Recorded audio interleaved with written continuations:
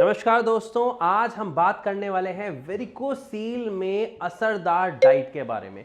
कौन सा वो सीक्रेट है, कौन सा वो राज है जो भारत होम्योपैथी के डॉक्टर्स अपने पेशेंट्स को देते हैं और जिससे उनकी बीमारी को कंट्रोल करने में, कम करने में, सुधार करने में बहुत ही ज़्यादा असर देखने को मिलता है। आज हम बात करने वाले हैं उसी के बारे में काफ़ी डिटेल में। देखिए दोस्तों, एक सबसे पहली चीज़ आपको समझना ज़रूरी है कि वेरिकोसील की जो समस्या है वो किस कारण से बन रही है, या अगर मैं आपको शॉर्ट में कहना चाहूं कि कौन सी चीजें वेरिकोसील में एक पेशेंट को मदद करती हैं और कौन सी चीजें नुकसान करती हैं, ये आप तभी समझ पाएंगे जब आपको इसका रूट कॉज पता होगा। यानी जो ये समस्या है ये किस कारण से हुई, क्योंकि जिस कारण से हुई बस वो चीजें हमें नहीं खानी है और जो चीजें इस कारण को खत्म करती हैं वो हमें खानी है। ये मंत्र जिसने सीख लिया और समझ लिया उसको सक्सेस मिलनी बहुत ही आसान हो जाती है। तो सबसे पहली बात, जो वेरिकोसील है, समस्या है क्यों आती है? जवाब है कॉन्स्टिपेशन।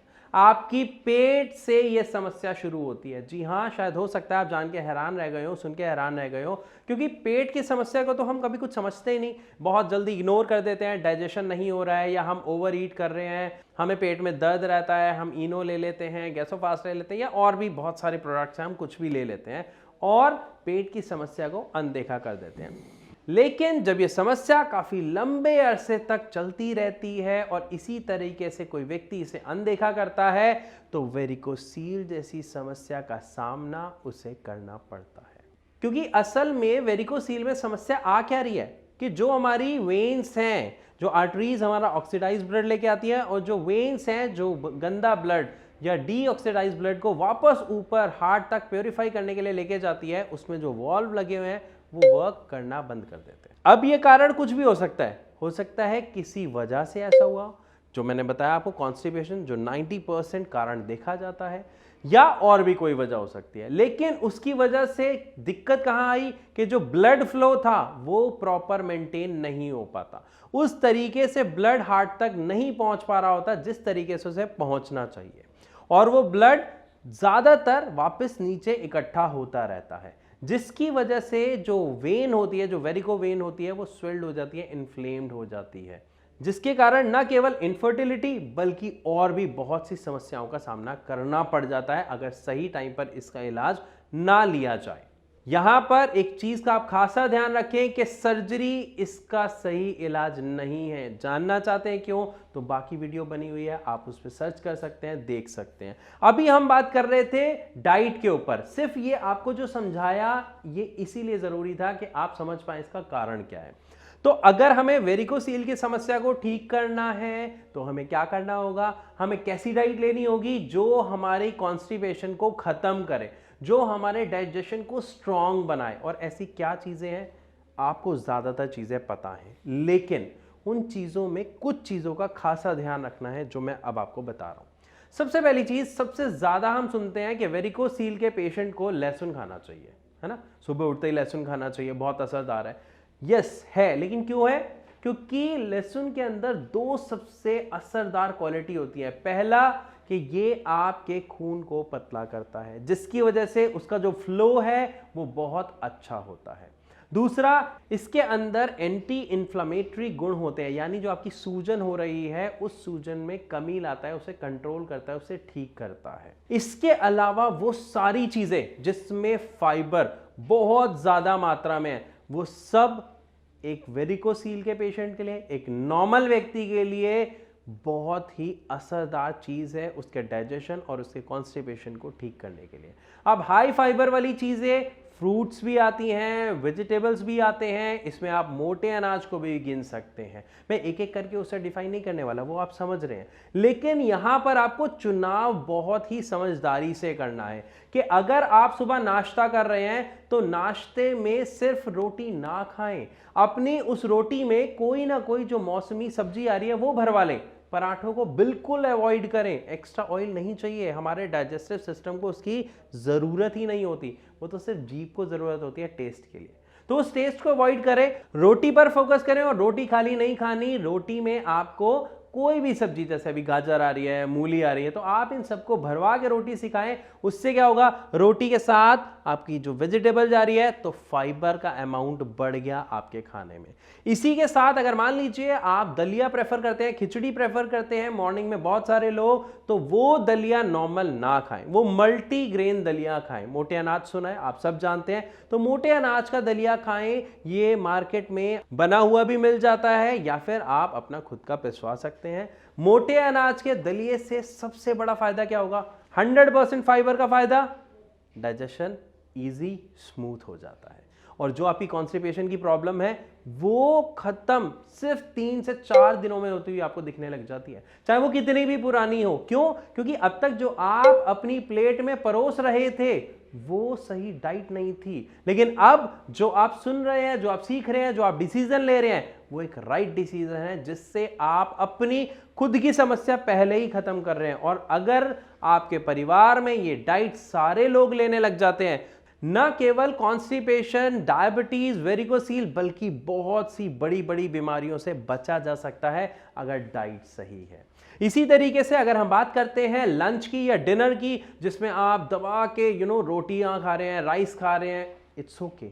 मैं ये नहीं कह रहा खाना मत खाइए, खाना खाइए, लेकिन अमाउंट को डिवाइड कर दीजिए। आप 4 रोटी खा रहे हैं, 4 की जगह आप 1.5 या 2 रोटी खाएं, और बाकी 2 या 2.5 रोटी की जगह उतना सैलेड उसमें ऐड कर लीजिए। इससे फायदा क्या होगा, आपकी बॉडी में ज्यादा अमाउंट जा रहा है सैलेड का, वाटर का, विटामिन्स का, मिनरल्स का, तो आपकी बॉडी में एक्चुअली जा क्या रही हैं, ऐसी चीजें जो आपकी बॉडी को फायदा पहुंचा रही हैं। हमारी बॉडी में सबसे ज्यादा और सबसे पहला नुकसान करते हैं कार्बोहाइड्रेट्स। आप खुद सोचिए, चावल खाते हैं हम फूल जाते हैं, हम रोटी खाते हैं हम फूल जाते हैं, क्योंकि उसका एब्जॉर्प्शन बहुत जल्दी होता है, लेकिन उसके नुकसान बहुत ज्यादा हैं।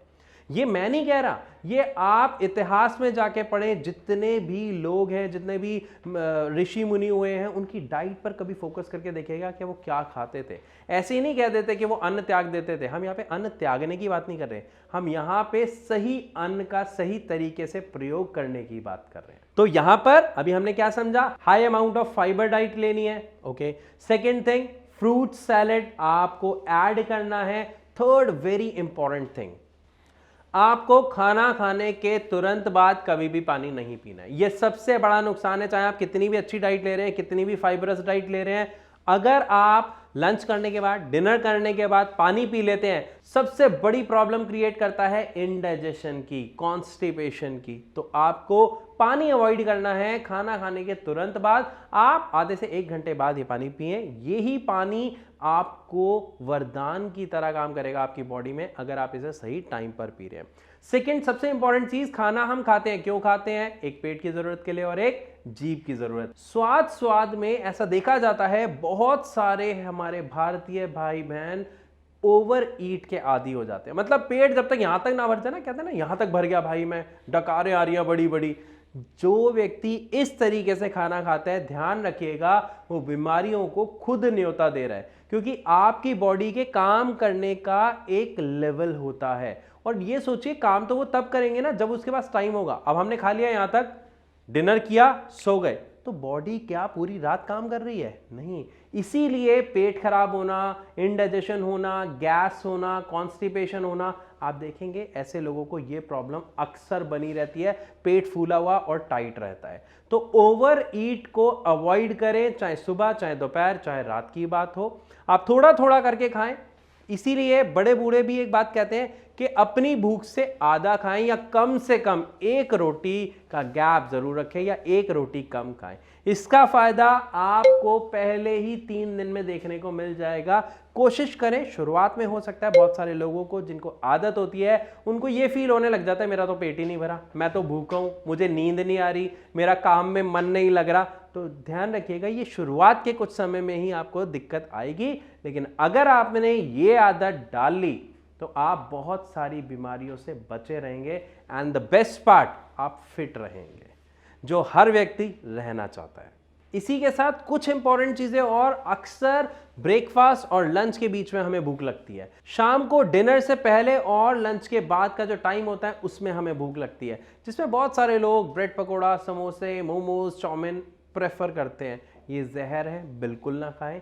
इस बीच के टाइम में आप कोशिश करें पॉपकॉर्न, ओट्स, ऐसी चीजों को प्रेफर करें जो आपको पावर दे रही है, फुल ऑफ फाइबर है और द बेस्ट पार्ट नुकसान नहीं पहुंचा रही। और अभी के मौसम में सबसे मजेदार बात, इतनी सारी चीजें मार्केट में अवेलेबल होती हैं जो एज अ सैलेड आप खा सकते हो। गाजर है, मूली है, कच्चे मटर, कुछ लोगों को पेट में दर्द हो जाता है तो ज्यादा ना खाएं। इवन गोभी मैंने देखा है कई लोग कच्ची थोड़ी थोड़ी खाते हैं। तो एज अ सैलेड आपके पास बहुत सारी चीजें होती हैं जिसको आप ले सकते हैं। तो कोशिश करें ज्यादा से ज्यादा फाइबर ऐड करें और स्प्राउट्स तो वरदान है। अगर आप सुबह नाश्ते में स्प्राउट्स लेते हो, चाहे हो सकता है वो मूंग दाल के आप जो अंकुर निकाल के खाते हैं वो खा लीजिए, चने को अगर आप उबाल के खा सकते हैं, उसके अंकुर निकाल के खा सकते हैं वो खा लीजिए। ये वरदान माना जाता है एक आम व्यक्ति के लिए भी, साथ में जिसको वेरिकोसील की समस्या है, कॉन्स्टिपेशन की समस्या है, इवन जिनको शुगर तक की समस्या होती है उनके लिए ये वरदान है। इसमें एनर्जी भरपूर होती है, प्रोटीन फुल होता है,